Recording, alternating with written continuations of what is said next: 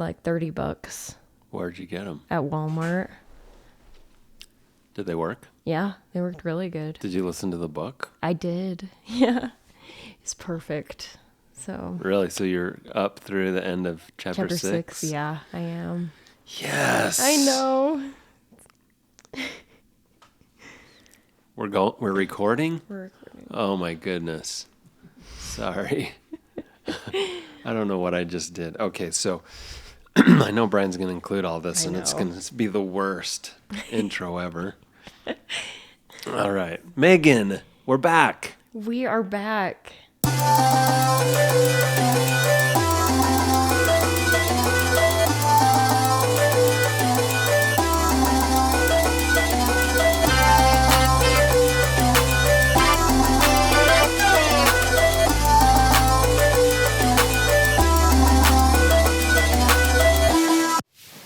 What is going on?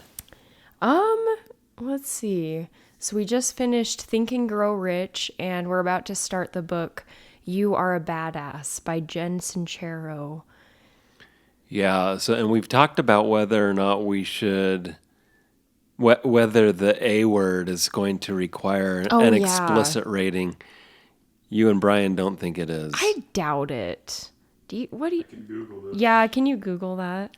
I would just say that, well, I don't even want to get quite into the new book yet, but I am excited that we just started a new book. I know, it's exciting. But before we even get to that, is there anything else? Well, we've got we now have a Patreon. Oh yeah, we just started a Patreon. I don't know anything about it. Brian set it up. Yeah, so we have one bonus episode that we've recorded for the Patreon so far.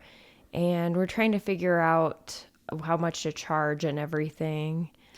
Yeah, so the bonus episode that is currently on the Patreon, at least we hope it will be currently by the time you hear this, is a quick historical review of Napoleon Hill's life. So Maegan and I just kind of went through some of the major events of Napoleon Hill's life and where does Think and Grow Rich fit into that history. It is a long, interesting history of a bunch of business ventures that a lot of them kind of went south and had, raised a few eyebrows. So that's really interesting. Yeah. So anyway, we'll post in our link tree on Instagram. And hope maybe in this episode, well, I don't know. Maybe just in the link tree on Instagram. Go to our Instagram account. Self-help hangover. No spaces or underscores. And if you go to the link tree there, we will have a link in the link tree that takes you to the Patreon.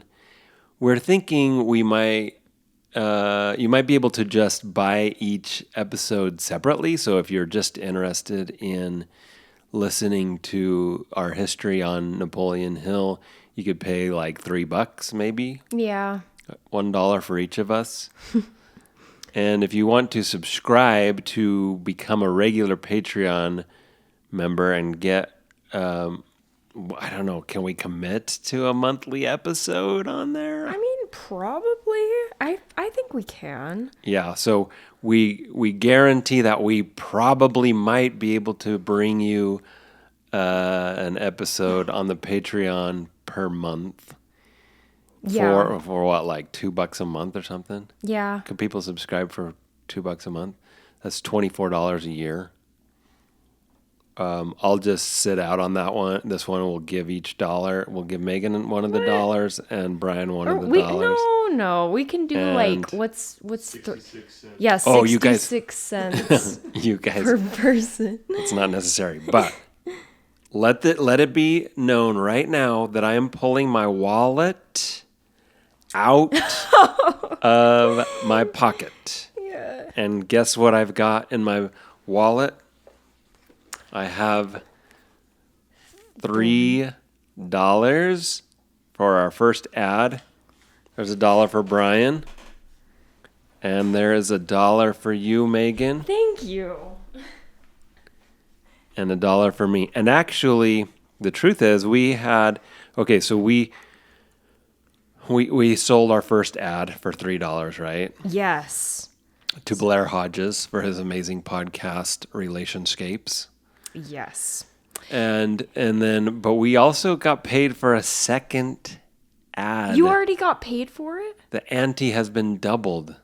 Yeah. So we did the second one for $6. Yeah. And so we have another ad on here that will be super exciting. But we're not going to post it quite yet, right? Because doesn't he need to release? It's about a music album, right? Yeah. We haven't posted. Yeah. So he needs to finish it first? Yeah. I'll have to reread the message. But yeah, whenever he's ready, then So we'll $6. post. And I actually have cash here for you, Megan. that $2 blood on for that the dollar? second ad.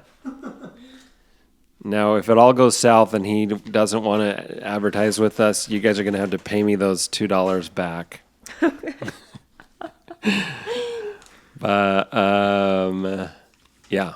So we're now at a $6 ad. If anybody wants to up the ante, you can double it. Our next ad will cost $12. Is that right, Megan? Yeah.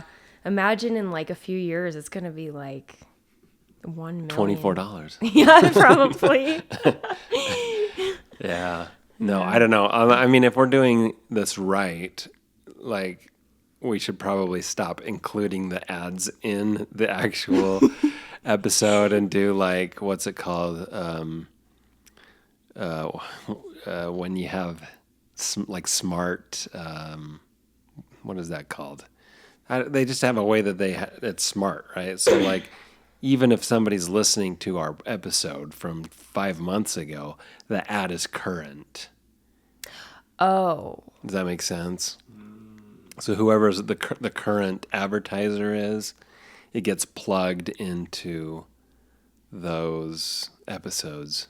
Oh. Okay. So at some point, if we keep doing this, and if it's ever worth it for somebody to spend serious money, not to dismiss the people who have paid for ads thus far. I don't want to minimize that, but we may need to revamp the whole way that we're doing it. But for now, we're just embedding the ads into our episodes. Yeah. And they will be, the next one will be $12. Yeah. So if you want to advertise, and we have to clear it, right? We have to kind of talk and say, is this an ad is it a service that or a product that we believe in? Yeah. Yeah. And then we'll add, yeah. So anyway, if you're interested in advertising, send a direct message to our Instagram account. Megan will read that at Self-Help Hangover on Instagram. Right. Is there anything else? I don't think so. Not that I can think of. Okay. Do you want me to talk about the book? Yeah, tell us about this new book we're reading, because I had not ever read this before. Oh, really? Interesting. But yeah, I'm doing this because it's meant a lot to you, right? Like, yeah. We tell us started about with that. the book that was my dad's favorite book growing up, and this book was really inspirational to me, so we decided to do this one next. But I think I read this when I was like 16, and I really liked it, and I felt really inspired by it, and I've listened to it several times ever since, and I recommended it to my sister to listen to, and she liked it. And yeah, when Kate found out, I hope Kate doesn't mind me shouting her out here. She and she's your little sister. She's my little sister for reference. But she said that she listened to this book and it made her feel like she could accomplish anything. Yeah. She said that? I didn't know she said that. Yes, she told that to me. Oh. And so I just want to say that, yes, even though we are going to be doing a critical reading of this book, I am grateful that Jen Sincero. Sincero that Jen Sincero wrote something that would make my daughter feel like she can accomplish anything. For sure. Right? Yeah. I have since heard some criticisms about the book just since we've started doing this. So I'm a little bit nervous to get into it, but I'm not that nervous. But yeah. I mean, we'll find the positive and the negative, and yeah. But is there more that you want to say about it? I kind of jumped in when we were talking about Kate. Let's see. I just feel like when I was starting to get really into like self-help and excuse me, and self-improvement, and I was really motivated to do that. Like I said, I was probably like 16.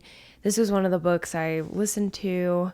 Another one was Girl Wash Your Face. I remember reading that, and I know there's a lot of controversies about that book. Oh, yeah. You read that one? I did. And found it inspiring? I did, yeah. I just remember listening to podcasts about the couple, right? The couple, yeah. There's a ton of. Well, he died, right? Yeah, I mean, now that you reminded me, I remember that. Yeah, he died from a drug overdose. Wow. Yeah, so. But that's a different book. That's Girl Wash Your Face. Yeah, that's not It's not the same book. The one that we're talking about. Anyways, that book is. There's a lot we could talk about with that book, but anyways, I mean, I was a young girl. Obviously, I'm born into an American family. I'm not I know that I just don't, especially at the time, I didn't pick up on things that could have been problematic because I come from a place of being very privileged, growing up in a privileged family. So I've heard things since about it that are not great, but anyways, and that's fine. Like, it's good to be inspired by things, and it's also good to qualify the enthusiasm when you learn more about the nuances of things, right? Like, for sure. It's just part of being alive and reaching for goals and reaching for understanding and all of those things. So the biggest difference between this book and, I mean, maybe we should talk about this in the wrap-up episode, but Think and Grow Rich is what? I mean, it's very more recent. It's much more recent. It's written in 2013 instead of 1937, right? Yeah, it's almost like it's nearly a century. Yeah. It's close to a century apart. Written by a woman, you said. Written by a woman. Even though we know that Napoleon Hill's wife. It was kind of written by a woman, both of them. Napoleon Hill's wife wrote, or at least co-wrote his book. Yeah. So it's definitely a different perspective for sure. Yeah, and a lot of this book is written when Jen Sincero writes pronouns in this book, a lot of times she says she or her. Yeah. Right? Mm-hmm. Instead of the default he and him that we had in the other book. Yeah, for sure. So that's interesting. All right, so should we jump in? Yeah. Okay, so I think we're gonna try to just cover the intro. There's the forward and the intro today. Okay. And then next week we'll do chapters 1 and 2. I think we'll double up. Probably do 2 chapters per episode. Yeah, because these are very short chapters. They're short. They're not as like dense as the Napoleon Hill book. Yeah. They're not as conceptually like in a different world than our contemporary world. There's a lot of filler.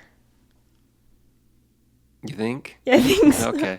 Or there's just a lot of like random stuff. Yeah. Well, yeah, and they're just really short. Yeah. Okay, so when we open up the page, you got the copyright and everything, and then there is a really beautiful quote. And I just want to say that one of the best things that in my opinion, in this book is the quotes. Like the quotes from other people. She has picked out some really great quotes from other people. And I love this poem in the dedication, which she dedicates the book to her dad and brother.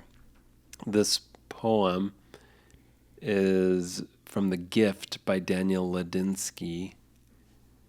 And I'll just read it. Quote, "Even after all this time, the sun never says to the earth, 'You owe me.' Look what happens with love like that. It lights the whole sky." Wow. That's really beautiful. Yeah. Yeah, I love that. Yeah, that's really pretty. I'm going to get a tattoo of that now. You are? Just kidding. Okay. Forward. Let's just talk about the forward. Okay, so she begins the forward talking about a time when she was very young and went trick-or-treating for Halloween. Do you remember? Was that in the audio book as well? Do you remember her talking about that in the audio book? I'm trying to remember. Okay, well, basically, she's like so scared. She's with her mom on the porch. Her mom, they go up and ask for candy, and she's hiding behind her mom's leg. And then they say trick or treat or whatever. And the person at the door puts candy in her bag. And she's like, "What? Miracles really do happen." And that's the takeaway that she gets from that story, is that real live miracles happen right here on planet Earth. Yeah.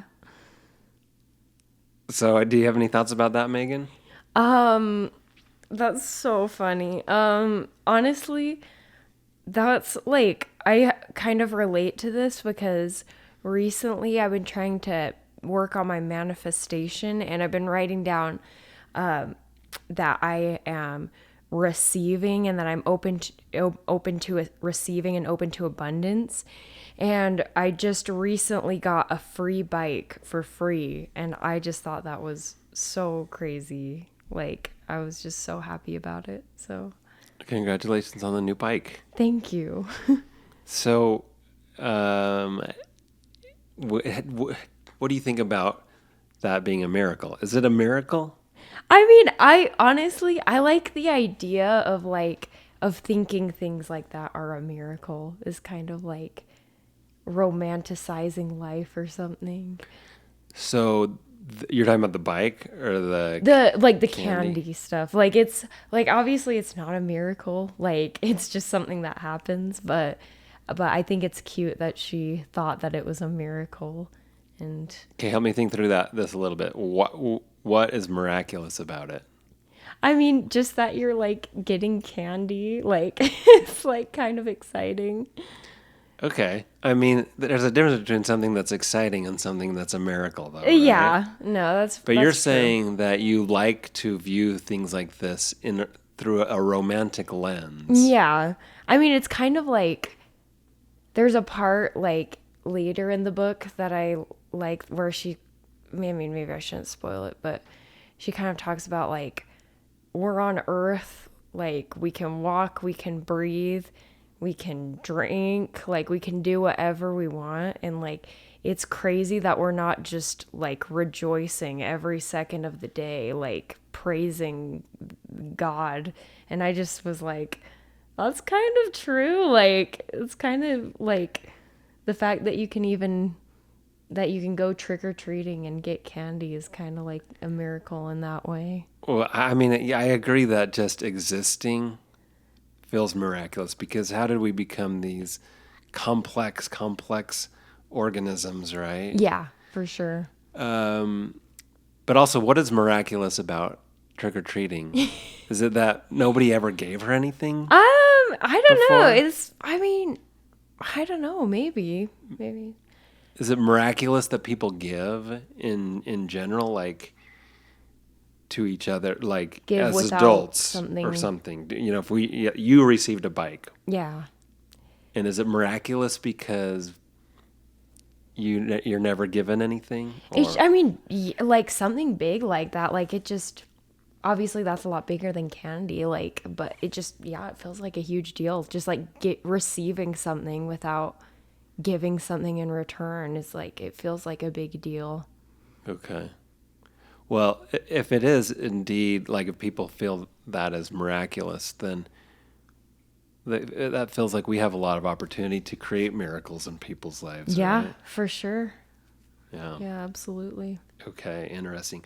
Well, she said that she feels like the success of this book is a miracle of the unexpected candy caliber variety. Wow. So she had written 2 books before she wrote this book. Do you know what those are about? No, I actually don't. Well, Jen is a musician. She was in a lot of Okay. bands. I think her first book was something about how to not sleep with your drummer or something, or don't sleep with your. We can look that up, Bri. Maybe you can look that That up, is Bri. so And funny. then the second one was about, I think, romance. I think. Brian, do you have those? What are the two? What are her first 2 books? I'm looking. Give me 2 seconds. She talks about the story that she was 40 and broke, and living in a converted garage in an alley. What do you think about that? The words that she chose there. Um, let's see. So she was broke, living in a converted garage in an alley. I'll just read the sentence. My story of going from being 40, broke, and living in a converted garage in an alley to using spiritual concepts to get over my money hangups and finally make a whole bunch of it inspired me to write this book. It for sure comes from a place of privilege. Because I mean that's one of the criticisms I've heard about this book is that sometimes it's more complicated than just using like spirituality to get out of your financial situation or like your living situation. But what I would say on the positive side is that or actually this isn't positive either, but Megan. but it does set like I mean, well, it is kind of encouraging in a way that she was able to find success after being broke in her 40s. Yeah. Yeah. Did you find that, Bri? I see lots of like badass spin-off looking books. It's before that because Yeah, this was but her. There's the 2 that are not In that series? Yeah, there's Don't Sleep with Your Drummer, Okay, so Don't Sleep with Your Drummer was her first book. and then there's And that was like somewhat autobiographical, I think she said. So, and the other one was The Straight Girl's Guide to Sleeping with Chicks. The Straight Girl's Guide to Sleeping with Chicks. So both of those are about sleeping with people. This third one is a self-help book. Yeah. Right? So she talked about well, first of all, I just want to point out that living in a converted garage in an alley, it kind of sounds like almost like you're almost homeless because she's talking about an alley. But a converted garage apartment is an apartment. Yeah. You know what I'm saying? Like, Yeah, that's we have no weird. way of knowing how nice this apartment was, and just because it's in an alley, that doesn't mean anything. Yeah. So I'm just saying that she's choosing words. That are very vague, or it could be a range of things. It could be like range from like homelessness to having like a what's it called, like a studio apartment. Right. If you had a studio apartment in an alley in New York City or something, Then that could you're be pretty amazing. well off. Yeah. Right. So all that to say is she's choosing words to kind of amplify the contrast to show you where she was and how far she's come. Yeah. And then she also talks about how the book celebrates what did she said to get her women that that process inspired her to write this book. To finally make using spiritual concepts to get over my money hangups and finally make a whole bunch of it inspired me to write this book. So I think she's saying that she wrote the book because she started using those spiritual concepts. But isn't it the book that brought her Her biggest success. A whole bunch of money? Yeah, that's why I always am a little bit skeptical of people who write self-help books, because I'm like, well, were you successful before you wrote the book? I mean, it's often the self-help book that brings them the one that we're reading, because it got success. such a big, widespread audience that brought this, that Yeah, brought that brought that the financial success in the success. first place. No, I'm not saying just like as an artist, right? I had to do a bunch of paintings that didn't get a lot of exposure Yeah. as I grew, and then, I mean, it's not really a good comparison because my career has grown so gradually over time, but I think we always have to start somewhere, right? And so I think she also talks about coaching and starting to earn more money when she decided she was able to coach. you know. Yeah. But all of that to say that, yes, the self-help world is kind of its own thing, isn't it? Yeah, for and sure. that a lot of the wealth created in the self-help book realm is self-referencing. It's referencing other self-help, like the self-help community and motivation, rather than like creating a specific product or building a specific kind of business. Yeah, for sure. I think she is kind of funny. She says funny things like that suiting up in her writing uniform, also known to some as a bathrobe. Like she's pretty cheeky, sassy. She's very, very, she does lots of quips. She's very like, Some people like that writing style. I find it somewhat amusing. It engages me. It doesn't. Some people, it bothers some people, but I like it. I mean, I think it's fine. And then, what else was I going to say about that? I don't know. Okay, so she talks about how in the last 10 years, because this foreword was written 10 years after the initial release of the book, that she's heard from countless people who have done things like achieved the things that were on their vision board with hair-raising accuracy, people who manifested the exact amount of money they needed seemingly out of the blue to buy a house or quit their job or what have you. She talks about enjoying what you've created, having as much fun as you can, and giving your sweet self everything you desire and deserve is of utmost importance. It's why you're here. What do you think about that? Yeah, I honestly, I know you're probably going to like say something after this to dispute me, but honestly, Maegan, is that the kind of, is that our dynamic? no, it's not. But like, I like the things she says about like giving yourself your best life. Sometimes that leads me to spend too much money, but I feel like I kind of live by that sometimes. Like I love to like give myself the best. Like I just love to like do things that make myself happy and like have good food, like go on trips. Like I just love to do things that are like in my best interest or something, or do things for myself that make me happy. Okay. And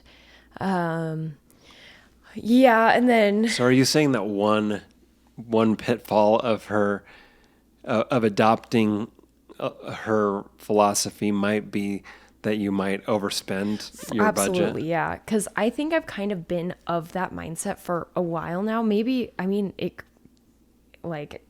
could be from listening to this book, but I've been of that mindset for a long time, and I feel like it does lead me to spend more money than I would otherwise.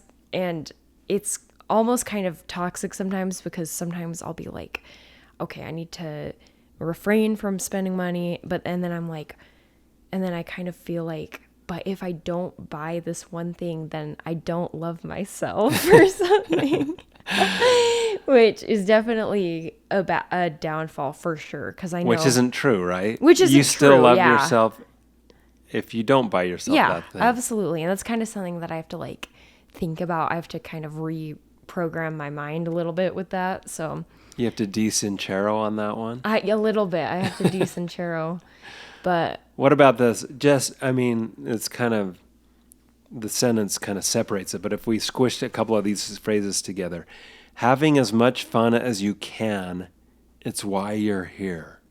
I mean, obviously, like, me personally, I don't abide by that really. Like I'm here for a good time, not a long time. But because there's definitely a balance. Like, you want to still think about the future and do things that are like, because if you wanted, I mean, you could say that like there are people whose life's purpose is to have fun, and they're just like only living for the moment, drinking, smoking, partying every day. And obviously that's not good for your long-term enjoyment, but like there's definitely balance. Yeah, I agree that there's a balance. And it might be there's part of me that is kind of like just, but we talk about hustle culture. We've talked about it before, but there's also this kind of Puritan work ethic that I think descends down into Mormonism. You know, the beehive is the symbol of the state because bees are workers, right? Yeah. And industrious. And so there is a culture in the state and surrounding community of self-sacrifice, community, working together, working hard, being industrious, and maybe fun is way down on that list of It priorities is, for sure. for the general culture. So, I don't mind that idea of balancing things out, like you were saying a little bit. We need to take care of ourselves while we are working. Yeah, definitely. No, it's so true, because there are definitely people who just only work and don't take time to enjoy life. And yeah, so I think there's definitely people on both ends of the spectrum. I think this is an interesting choice of words here. Let me know if anything sticks out to you. Wait, I interrupted you though. Was there a second part to what you were going to say? No, that was everything. Okay, she says this, quote, "And I have yet to hear from someone sitting in the middle of her dream life who doesn't also rejoice over the positive effects her transformation has had on people around her. Now that she's done struggling and no longer spreading herself thin or spending precious time feeling around under couch cushions for coins, she's able to contribute more value to causes beyond her own well-being." Yeah, I mean, I'm not sure what you're picking up on here, but I mean, I could agree with that. I think when you are taking care of yourself, when you're living a better life, it positively affects the people around you, because you're less stressed, you have more time and energy to give to other people. You have hopefully more money to maybe donate or help people who maybe need more money. And like you have more time to spend with your family. Yeah. Yeah, no, I agree with those things. And the thing that stuck out to me was just the words "done struggling." Oh, yeah. Sorry, go ahead. No, you go ahead. Like you're never done struggling kind of thing. That's the way I see life. Yeah, for sure.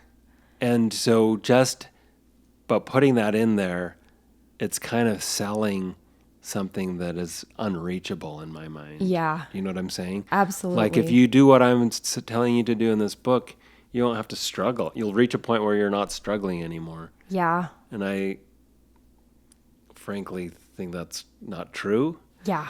I agree with you.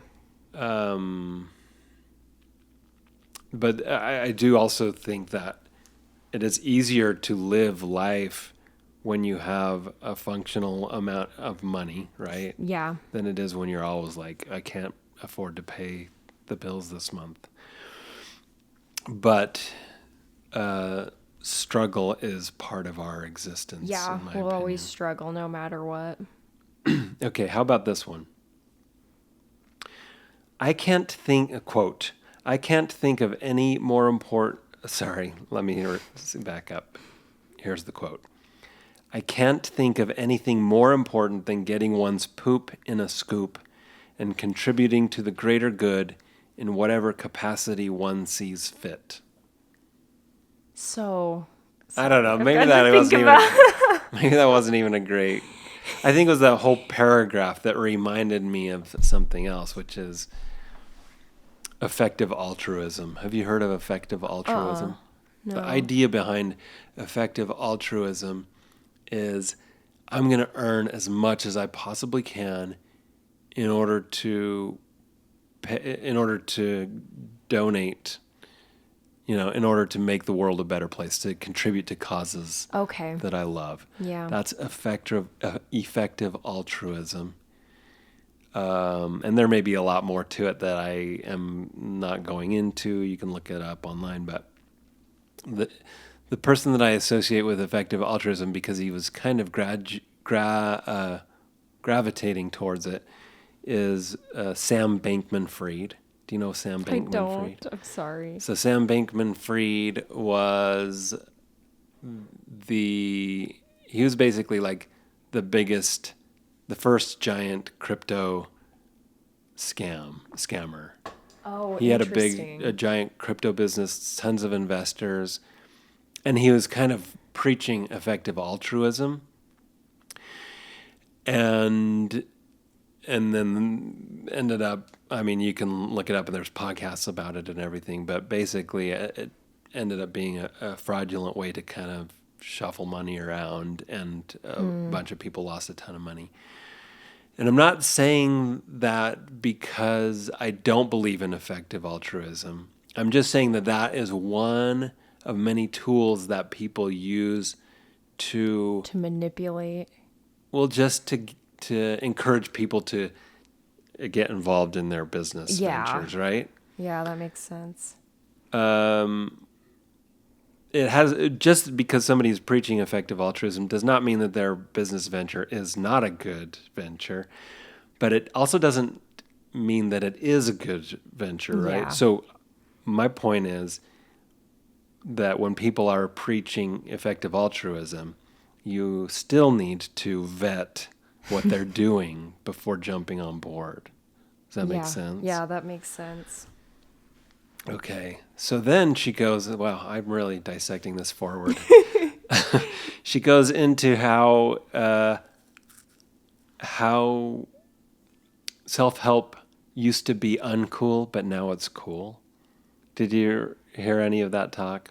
Maybe again, that forward wasn't in the book that you listened to. Yeah, I'm gonna be honest, I don't think I listened to the forward. Oh, that's okay. Okay, so listen to this. Long associated with cheese and gooiness, the self-help world is now flirting with mainstream coolness. Or at least it's not getting picked on quite as much anymore.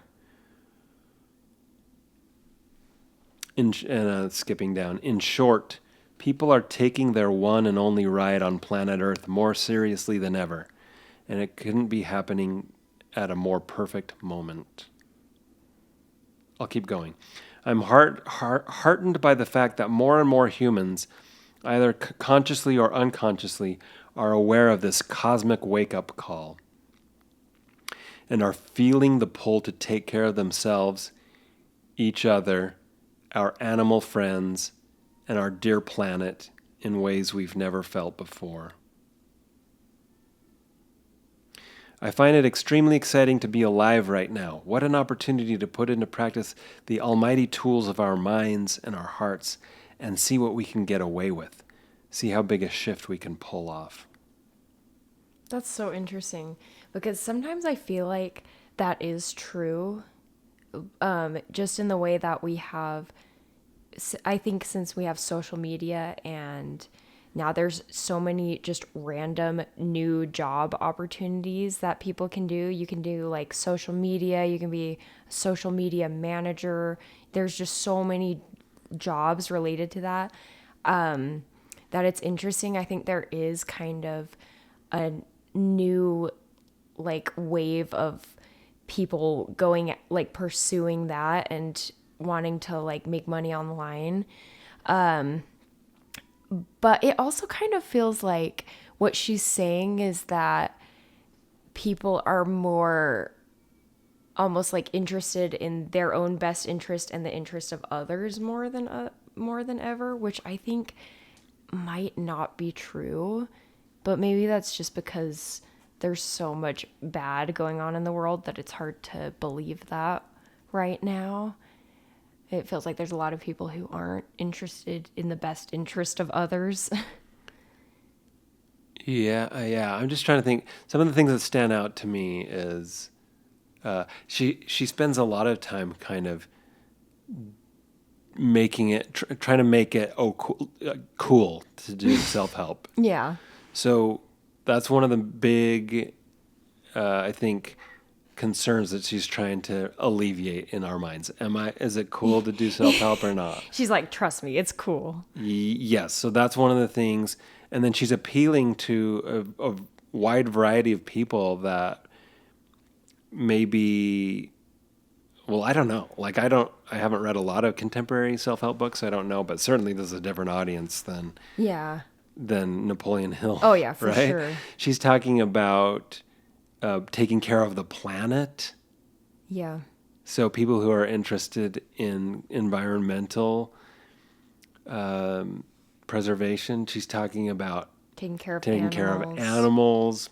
And then she's also like trying to make it a game a little bit too. She's like, let's see what we can get away with. Yeah, like how far we can push it or something. So it's like she's amping up the fun, cool side of self-improvement. So that's just something that I noticed. It is kind of fun to think about, like, if, like, living in a world where everyone was just like interested in self-improvement and like the best interest of others. Like, that would be a really amazing thing, but obviously that would never happen. She talks about that in one of the chapters. Yeah. Pretty soon we'll discuss. She also says, remember that we're on a ball in infinite space and it's not worth sweating the stupid stuff. And this reminds me of the thing that I was talking about from the movie Anselm, the documentary of the artist Anselm Kiefer. He talked about that. Like, it's crazy that we are on this ball, this globe that's hurling through space, and what a small thing that we're asking, right? Like, Yeah. Failure is built into it, and so why not try big things if some failure is inevitable, right? Yeah, for sure. Okay.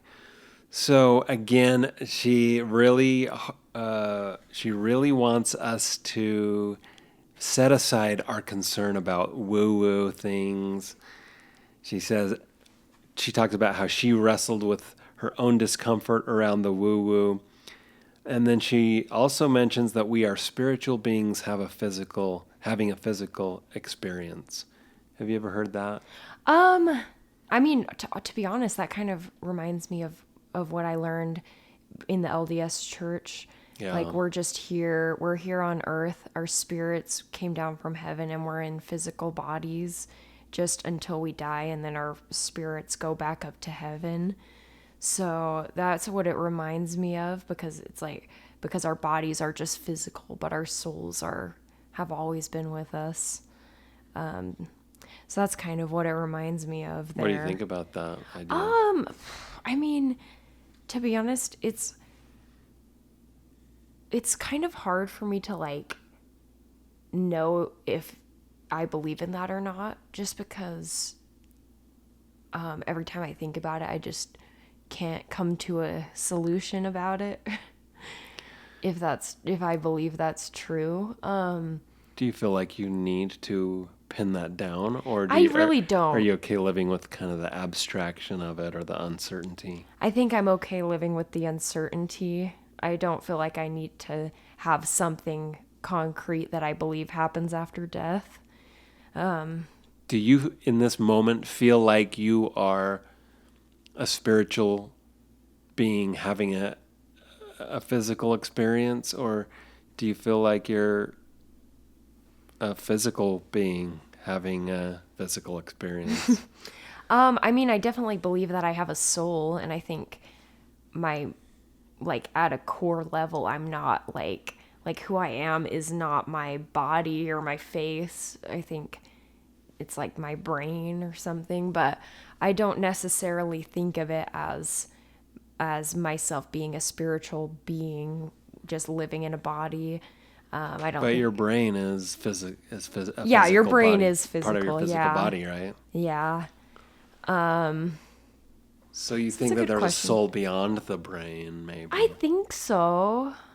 I mean, I think it's like, because I mean, there's the brain, but then it's like you feel things like in your heart. Yeah. So I definitely believe that there's a soul in there for sure. I was wondering about that myself because I'd heard some similar things in church, and I was like, is that just kind of like a pop, certain sayings and stories spread through seminary and missions, and like, is it kind of a popular thing, or where did that come from? And I Googled it, and Google thinks at least that this phrase comes from a French Jesuit priest who studied evolution. His name is Pierre I can't read my handwriting here. Pierre Teilhard de Chardin. Chardin is what it looks like in English. Anyway, he said, we are not human beings having a spiritual experience. We are spiritual beings having a human experience. Interesting. Yeah, I mean that's what they taught us in church all growing up. Like that's what they believe is that we were sent down to earth to have an earthly experience. Mm-hmm. What do you think? Do you believe that? Do you believe that you're a spirit having an earthly experience? Do I believe that I am a spirit having an earthly experience? Dang, that's a giant question, and it really depends on the day. Yeah. Some days I'm confident of that fact, and other days I'm not. So, but one thing that it does help me, that it reminds me of too, is the song by The Killers. I think it's called "Human." Are we human or are we dancer? Oh, yeah. Yeah. And some people think that that's a silly lyric. I love it because it, like, dancer kind of represents a soul to me. Yeah. It represents like the poetic, the yearning for the eternal, for the ideal, and for, love and altruism and all those things. And so to that extent, like, I can get behind the idea of we are more than just animals trying to survive Yeah. kind of idea. Yeah, But that's really cool to think about. okay, when we cultivate compassion, Jen says, when we allow ourselves to be, do, and have whatever feels fun and good and right, when we stop apologizing for who we are, I think that goes a lot to what we're talking about. I agree with most of that. I think whatever feels right, I think is something that we can pursue. Fun, I think we can pursue some of the time. Like, I just think, like, the idea of needing to always be having fun or trying to live a life that is always fun seems exhausting to me. Yeah. It just seems like a goal that's not It's not really realistic reachable. or even desirable if you're thinking, you could think to yourself, I'm not having enough fun in my life. But to be like, I need to have fun every day, every moment, which she seems to be pointing towards in many of the things that she says.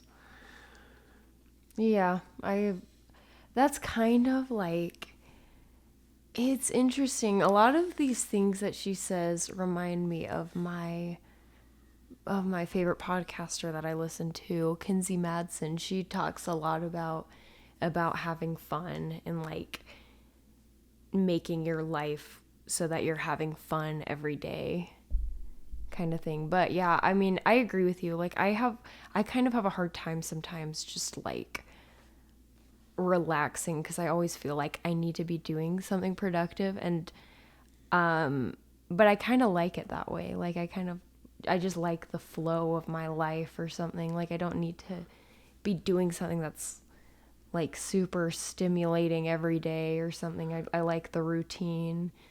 Interesting.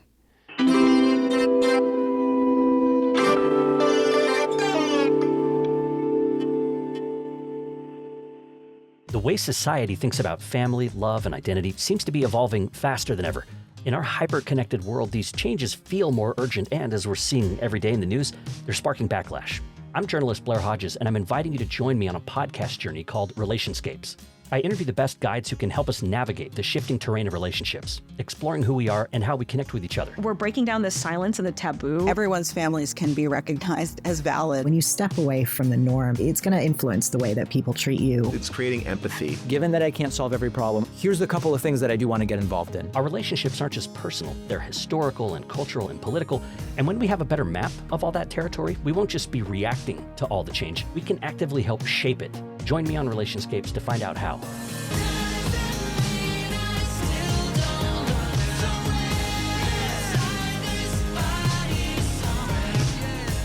These are awesome questions, by the way. You're killing it. I'm like, this is like one of the best podcasts I've done.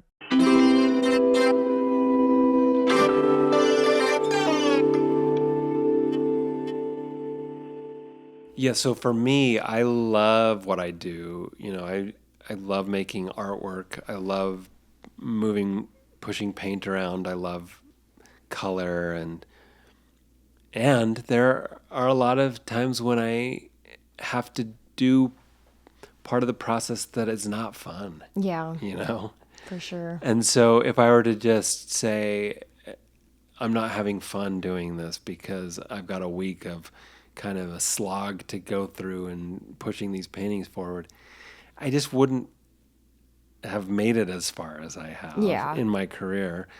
I would have jumped ship and tried something else and learned that there were things about that weren't that fun either at a certain point. I just think if you're going to push yourself through to your potential in any given field, that you've got to, that fun can't be the primary benchmark. Yeah, for like sure. You could take the larger picture and say, is this fun for me overall? Yeah. And say, yes, this is what I'm choosing and it is enjoyable and I'd rather be doing this than anything else. And also I've got to do this part of the job this week that's going to kick my butt, that I'm not excited about. Yeah. So those are my thoughts there. Yeah, I agree with you. I think you have to do the hard stuff to like get to the next steps in life. Okay, so then we get to the introduction. That was just the foreword. Again, great quote at the beginning. You can start out with nothing and out of nothing and of no way. And out of no way, a way will be made. Is that Napoleon Hill? No, but we talked about that, whether you can get someplace from absolutely nothing or whether you need resources. And I love that idea. I just love the idea that I can make a little bit of progress wherever I'm at. Yeah. and sure. that progress will open up new pathways of further progress. Yeah. So I want to believe that's true. Okay, now in the introduction, she again talks about how it was not cool to believe in God. And she compares it to going to the... Wait a second. Is that where she talks about it? Well, first of all, she does mention here at the beginning of the introduction that compared to the majority of the planet, she says, my life was a total cream puff. That makes it sound to me like her apartment in the alleyway was not that bad. You know what I'm saying? Yeah. Okay, wait. So, sorry. So she's saying compared to the rest of her life, or compared to the rest of the world, her life is a cream puff. It was. It was. What does that mean? Okay, so basically she's like, before I wrote this book, things were okay. Yeah. They were just kind of... But they weren't I was terrible. paying my bills month to month. I Okay. published a couple of books. I had great friends. I had an apartment. Compared to the majority of the planet, my life was a total cream puff. But compared to what I knew I was capable of, I was, shall we say, unimpressed. Okay, I see. So yeah, then that does make it seem like initially she was trying to make it sound worse than it actually was. Yeah, just her, word choice. Yeah. That kind of painted a picture. Yeah, for sure. So she says, I felt like I was going through the motions of living my lukewarm life. I felt like I was going through the motions of living my lukewarm life with the occasional flare-ups of awesomeness here and there. I think a lot of us can relate to Yeah, that. for sure. Life is kind of humming along. And then some, ups and downs. Yeah, where you've got some cool success, but then it all levels off again. And now this is something I really love here. She says, this book is about, quote, getting mighty clear about what makes you happy and what makes you feel the most alive, and then creating it instead of pretending you can't have it. I really, really love that. That's really amazing because I totally relate to this because sometimes I'll think about what I want most in life or what would really make me happy or what my dream goals are. And sometimes I'm like, like I could never do that or something. And then I have to say to myself, like, why couldn't I do it if someone else has done it? Like, there's no reason why I couldn't do it if someone else has done it before. So that's kind of what I tell myself when I start. Anyways, that's kind of like going on a side tangent, but I just like that idea of finding what lights you up the most and pursuing that in life. Yeah. So the thing that I loved about that sentence is clarity, getting mighty clear. She says. So, and I think I've talked about this before, but I have a survey that I give to my art students that asks them, why are they making art? Like, what is the purpose? Are they doing it to pass the time? To have a kind of as recreation?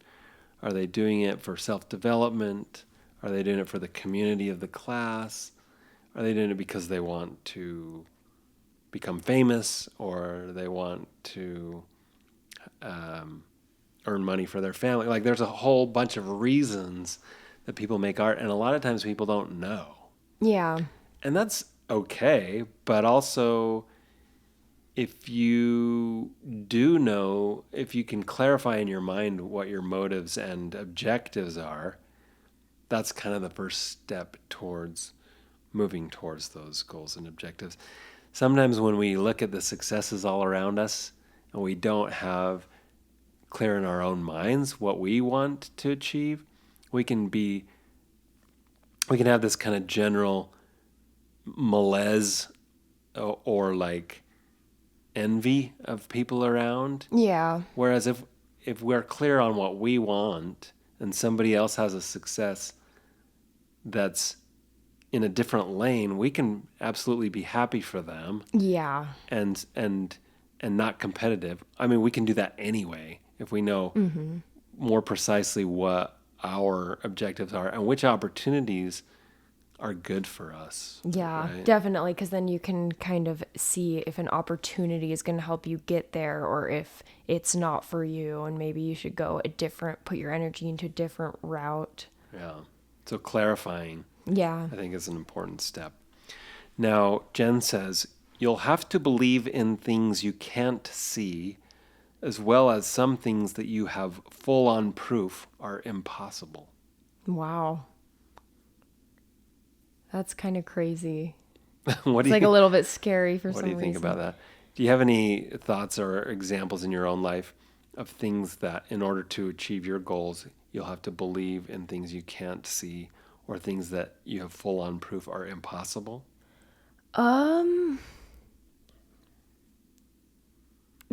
I don't know why, but this just reminds me of Brian. Like we used to like get into arguments when he was a kid, and he would have full on proof that he was wrong, and he would still argue his side 100%. Brian, do you I feel like we're lying. I don't think that- do you need to It's just, anyways, but that's like not related to it, but but let's work out all of our issues right now. Our family Remember when you issues. would argue, but you would be wrong. but Excuse me. I would just say that I have lots of things that I think in the course of my career path were things that I couldn't see from where I was at the beginning, yeah. right? And I've had to take one step forward in the dark, kind of, just Yeah. kind of like walk forward as far as I could see, and then beyond, and then the way kind of opened up a little bit in front of me at every step of the way. And for that reason, I think that faith is a good type and shadow of just creating something in your life. Yeah. In terms of full-on proof that they're impossible, I cannot think of anything in my career path that I had full-on proof was impossible, that I had to believe in, and then it was no longer impossible. Yeah. I was going to say, I can't think of any experiences in my life, and maybe it's just because I haven't been like working long enough at towards my career, but yeah, I'm curious what examples other people have, if any. So if anyone has an example of this, then let me know. Send a message to the Instagram. Yeah, maybe maybe in my stories I'll ask something. Yeah, that's a good around this question. idea. I'm not sure, but yes, lots of things where you believe in something that you can't see. I think that's faith Yeah. and vision and things like that. But to believe in some things that you have full-on proof are impossible, I just haven't come across that. Yeah. All right, so there's a great line, she says, from the poet Aeneas Nin that reads, quote, "And the day came when the risk to remain tight in a bud was more painful than the risk it took to blossom." I've heard that quote before. Was it in this book or someplace else? I think I've just seen it just in inspirational posts. I hadn't heard it. I like it. Yeah, it is a good one. Okay, she talks about, she was in this state of mediocrity or whatever, and that she had read every self-help book under the sun, and she spent blood-curdling amounts of money.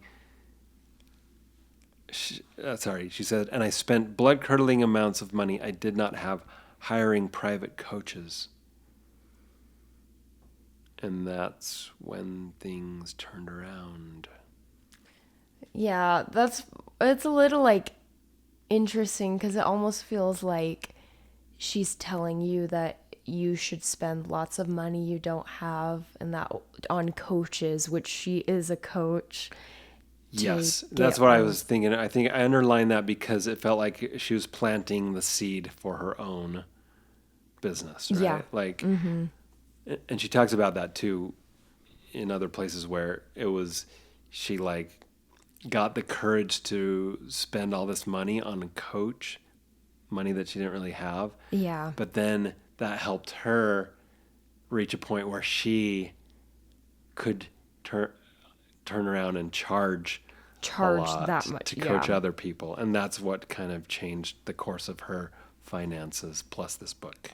Yeah, which is like, I mean, it's just, you always have to be careful, like, especially if you're spending money you don't have, like, it's, you know, it's kind of, I mean, I've heard different, like, opinions, like, on, like, going into debt and stuff, and obviously there's different situations, but. Yeah, what would you do if you just felt like you didn't have funds, but you needed more opportunity or education or mentorship or something?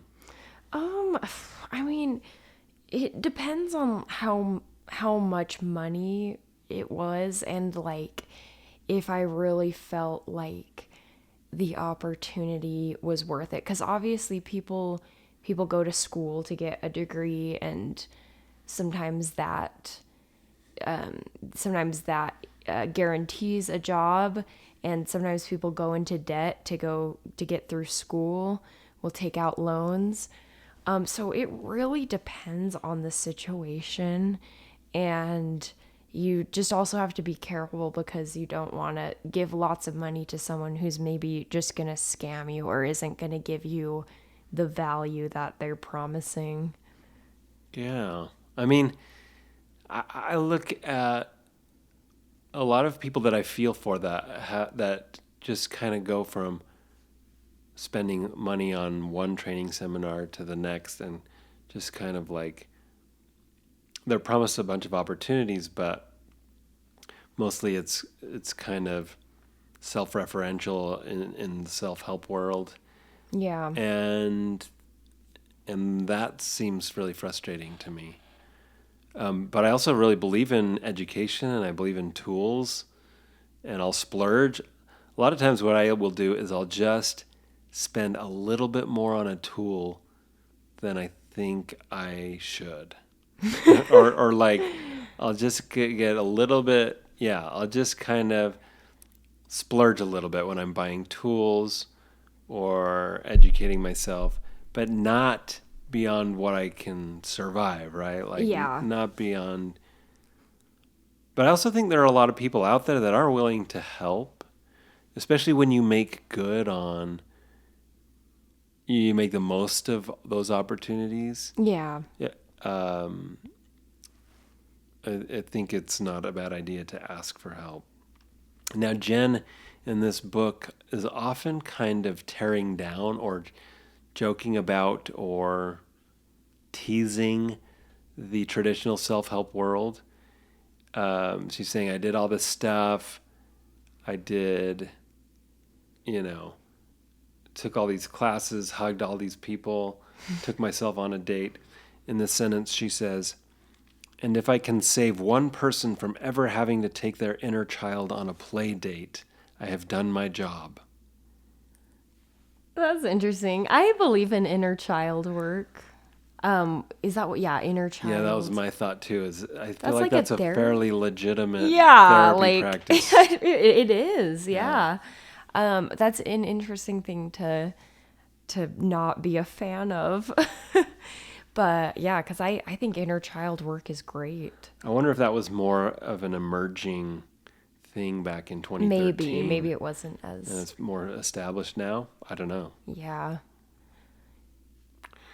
Okay, so we already talked about this, but she says, eventually I took my credit card debt to unthinkable heights by forking over more money than I'd paid for all my janky cars put together and hired my first coach. Wow. Within the first 6 months, I tripled. I can't read today. Within the first 6 months, I tripled my income with an online business that I created around coaching writers. Yeah. That's interesting. I'm just always very skeptical about, Megan, you're sounding like me right now. yeah. Well, I am skeptical of people who say stuff like this, especially when that's their own profession that they're talking about. It's very clearly like, if you want to find the same success, you need to spend a lot of money on a coach. And especially where she's saying she spent so much money on her credit card that it was more than all of her cars. Like, that's crazy. Yeah. I think about that in my own profession. Would I do something like that where I say, I racked up so much money for my art education on my credit card and then tripled my income right after. I just wouldn't put that out there. Yeah, I know. I'd recommend just being pretty, as much as possible, kind of measured and responsible. Yeah, because it's scary. It's like nothing is going to guarantee you are going to increase your income, and you might just be left with all that debt, which is really scary. I like so the thing that I like about what she's saying here is you need to bet on yourself. Yeah. You know, if you don't take yourself seriously, you don't invest in yourself, then you're not going to make progress. Yeah. So I can appreciate that kind of message from this, but also I agree with you that encouraging people to get into a major credit card debt in order to hire somebody who happens to be doing exactly what I am now doing seems a little bit sus to me. Yeah. Now, at the end of this, she says, stay open or else you are screwed. Basically, have an open mind. And I can also appreciate that. And I just listened to this episode of Decoding the Gurus where they kind of reviewed a Matthew McConaughey self-help seminar. Brian was just telling me he listened to it too. And one of the things that the guy said at the beginning was I don't think it was Matthew, was it? I can't remember. One of the presenters said, you just need to be 10% more open. Just be 10% less skeptical. That was Matthew. Oh, was it? That was Matthew. He said to be like 10% more trusting. Oh, okay. And he said like you're going to get ripped more, but you're also going to be more open to. Well, that's an interesting thought. That if you open yourself up to more possible opportunities, with knowing that in some of those opportunities you're going to get scammed or gypped or whatever. I mean, what do you think about that? That's interesting. I mean, I think that could it could be a good idea or a bad idea. Maybe good for some people and bad for others. I think some people this would probably be good advice for, and some people who are maybe an individual who jumps at every opportunity, buys every like self-help course and stuff, maybe that's not such good advice. So I think maybe it just depends. Okay. Because I think there's definitely some people who maybe do need to be more open, maybe are too skeptical. But I mean, I don't know. It's an interesting concept. I think I worry a little bit too about the slippery slope, which is its own logical fallacy that I'm indulging in. But if I'm more open, if I submit myself and I say, I'm going to be 10% more open and get caught up in something that I'm willing to get scammed on, but that I'm also passing on to the next person. Yeah. Right? Like, hey, I was willing to lose money by, doing this risky thing. And so why don't you? Yeah. Like, it would be easy to kind of justify my tolerance for a suspicious opportunity, passing that on to people, to other people. Yeah. And maybe they can't absorb the ultimate cost to their lives that I might be able to absorb. You know what I'm saying? Yeah, I do know what you're saying. Okay, interesting. Okay, last thing from the intro. I'm quoting, know that you are extremely well poised to knock it out of the park and share your awesomeness with the world.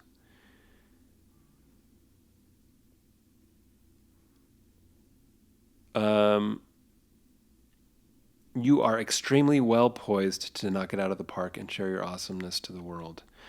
We need smart people with huge hearts and creative minds to manifest all the wealth, resources, and support they need to make their difference in the world.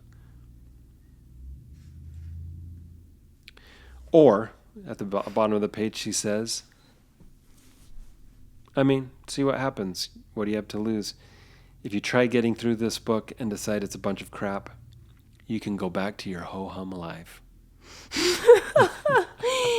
But that kind of feels like Napoleon Hill there a little bit. In what way? Like What just in the way Napoleon? that like, yeah, like you can have an average life or you can read this book or something. Yeah, I think that's the goal of any self-help book, but also just kind of, yeah, if you don't accept what I'm saying, then your life is gonna suck.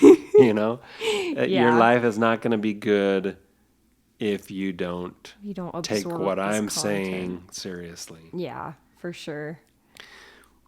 Which, that's a choice. That is a choice. I just think there's a lot of flattery on this last page. You're awesome. You've got the brain. The world needs you. We need you. We need you as a smart person with a huge heart. And you can choose also to go back to your average midlife if you don't get on board. Yeah. So that is the intro and the forward. Any closing thoughts? I don't think so. Okay, so next week we'll talk about chapters 1 and 2, which Maegan listened to. I did, and yeah. She'll weigh in on it.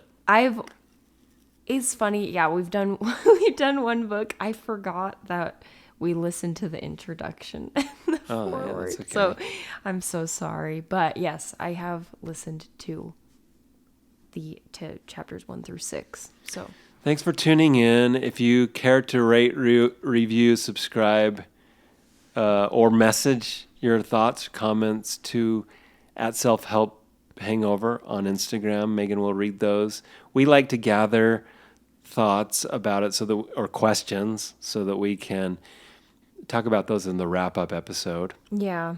And you can go to our Patreon in our Instagram link tree if you would like to hear our bonus episodes. And let us know if there's other bonus content you're interested in. Yeah, we would love to hear. And yeah, thank you so much. I'm just so overwhelmed with all the comments we've gotten and the messages. So it's really fun to hear everybody's thoughts, and it's just fun to have people who are listening. So yeah, thank we're you. a little bit nervous about recommending our podcast to anyone. He's referring to me.